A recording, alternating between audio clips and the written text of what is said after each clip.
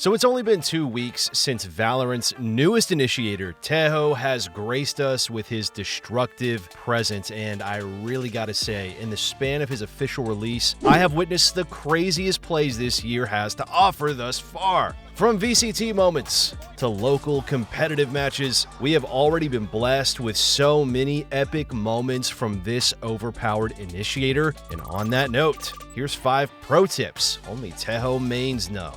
But before we get into it, if you feel like you've been struggling in ranked recently, then we have got an absolute treat for you. Over at SkillCapped, we have recently published a brand new Calm Aim course that details how any one of you could develop Radiant level aim in just a few weeks. Now, while most players just aim in whatever way that feels most comfortable to them, it might surprise you to hear that there's actually a proper aiming technique that pros use to not only make themselves more consistent, but to also help them get more kills like this.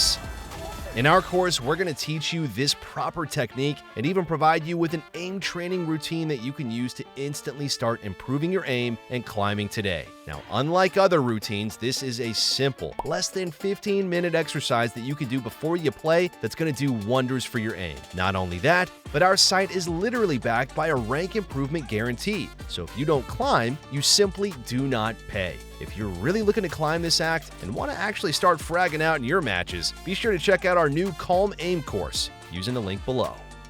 So there's no shortage of unique mechanics when it comes to Tejo's kit, and his special delivery is absolutely no exception. What makes this sticky concussive grenade special, though, is how it can affect enemies behind walls. Normally, you can concuss enemies by shooting it straight into a surface or by making it bounce to angle the area of effect. However, being able to concuss enemies through walls is definitely a strong suit, giving you more chances to outplay your enemies. For instance, let's say someone's hiding at this spot right here in tree. If you're staying in a rubble and your teammate's trying to rush tree from either sight or the rotating door, it's a bit more difficult to hit the target with special delivery directly. But thanks to the stagger's area of effect, you can safely concuss that corner in tree by hitting the wall behind it from a rubble. Now, of course, this applies to any map and can be utilized in a variety of situations as well. Case in point, this typical hiding spot on A site in Abyss, Speed Lane through B main, this corner on Sunset,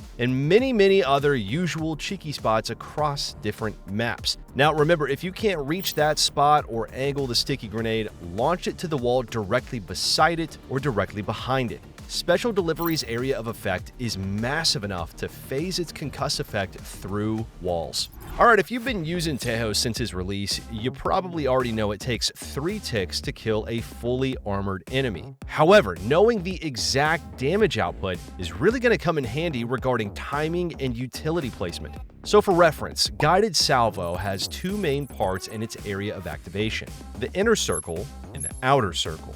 Enemies caught within the center get damaged for 70 per tick, while those in the outer get hit for 50. And now you're probably thinking, why does that matter if it still takes 3 ticks to kill someone with full armor anyway? Let's break it down even further here. Throughout a round, it's possible for enemies to get chip damage from stray bullets, spams, utilities, really any other factor. Therefore, you can anticipate that they won't always have a full 150 HP. Now, as such, getting them caught dead center in the salvo is always optimal for faster and higher damage output. And on top of that, the damage of Tejo's rockets stack. This means that if you use the 2 sets of barrages on top of each other in a location, you're going to deal more damage at a faster rate. Not only does it make the damage instance go faster, but it can also deal up to 420 damage in the center and 300 in the outer. This mechanic allows you to widen your variety of usage when it comes to cooking up plays, side executes, and post-plant strategies. While you can definitely cover a lot more area if you deploy the barrages in separate locations, casting them on top of each other can lessen the odds of enemies having the spike during a defuse. You'll also have to consider how far you are from where you're launching the rockets. Just take note that the rockets travel similar to how agents traverse throughout the map. Therefore, the farther you are from where you're aiming the guided salvo, the longer it takes them to reach their destination. Whenever you cast Tejo's Armageddon on the minimap, you're going to notice an activation circle followed by a rectangular path upon clicking. The circle on the minimap refers to the ult's point of origin, while the rectangular path leading away is the travel direction. This mechanic is actually what allows Tejo's ult to be more versatile, especially during post-plant. Imagine having the spike already planted while you and another teammate have been cutting rotations or went for a wraparound after a default play. Then all of a sudden your team gets wiped on sight and the spike's in danger of getting defused while you're still not in position. You can use your Armageddon on the spike as long as you can see a portion of it on the minimap. Now, even though it's not fully visible on the minimap circle, the ult activation circle is really what matters here, allowing you to cast it and drag the travel path toward the direction of the spike. Feel free to use this whenever you find yourself out of position and you need a quick trump card for post-plant scenarios. Now, on another note here, Armageddon's circle of activation is also what helps you position your ult according to the landscape of the map.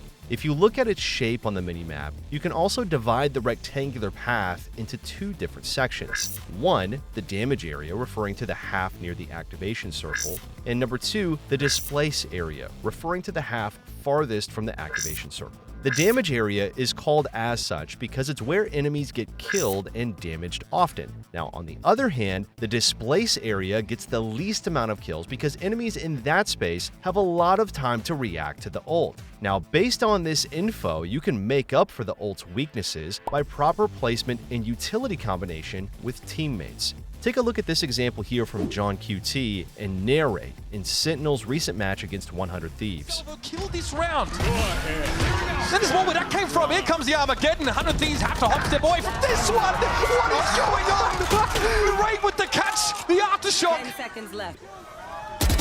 And down he goes.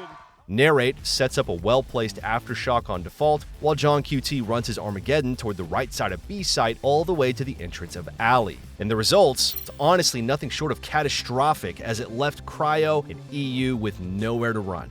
As an added cherry on the top here, John QT's ult also manages to reduce Boostio to 20 HP. While Cryo and EU might have been able to dodge the ult under normal circumstances, Narrate's Aftershock is really what secured this perfect site execution.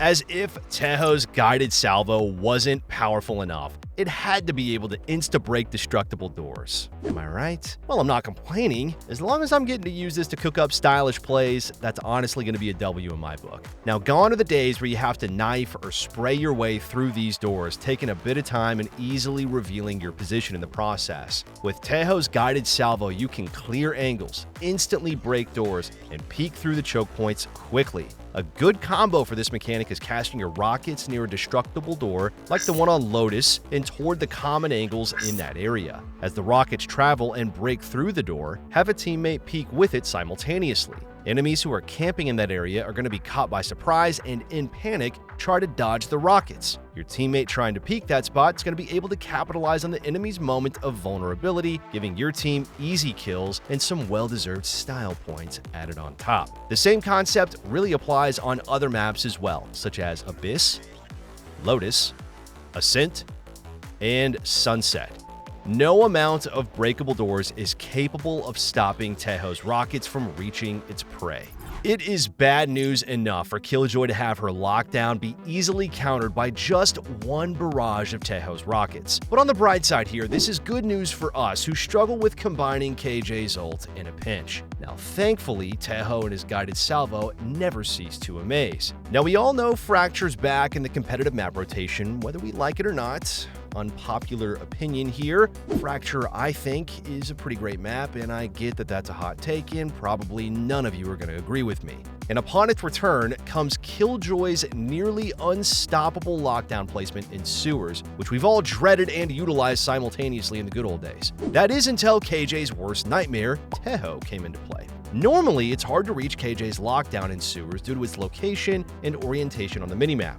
However, this is absolutely not a problem at all for Tejo's guided salvo, as it can easily break the lockdown from above. All you have to do is aim directly at the middle of the lockdown and voila. That's 7 hard-earned ult points for KJ down the drain. Now, what's more, especially for us Tejo mains, is that this anti-lockdown trick applies to various maps as well. For example, A Hell on Ascent, B-Tube on Bind, A Hell on Fracture, Icebox Hell on A, as well as on B. The only exception is A Hell on Haven due to the vertical distance from A Heaven, but nevertheless, this is practically an easy counter to KJ regardless of what round it is. All you have to do as Tejo is to save your guided salvo until KJ uses her ult, and that's already a get-out-of-jail-free card from detainment or displacement. Goes to show that no matter where Killjoy places her ult, Tejo's rockets, they're always going to find a way to seek their prey. And as a bonus trivia to wrap things up here, Bind is one of the best maps Tejo can be used on. Though to be honest, Tejo is a flexible initiator who can shine on really almost any map. He works best in maps with tight angles and tight corners. Now, if you find yourself using Tejo on Bind often, you might want to consider how his rockets interact with the teleporters. As I've mentioned, Guided Salvo travels a walkable path similar to Valorant's agents, and since they're also capable of insta-breaking doors, you'd think they'd be capable of traversing through Bind's teleporters. Sadly, this isn't the case, as they'd have to travel all the way around to reach areas near Hookah.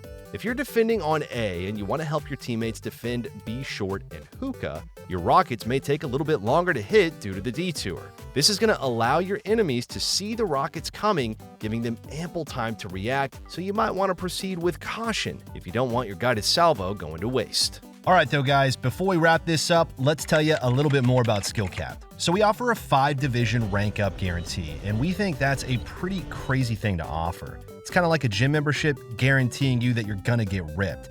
Your local gym probably go bust if they offered you that. But not us, because we've offered this for years because our service really does work. It works so well, in fact, that we're able to produce by far the largest catalog of premium Valorant guides on the internet.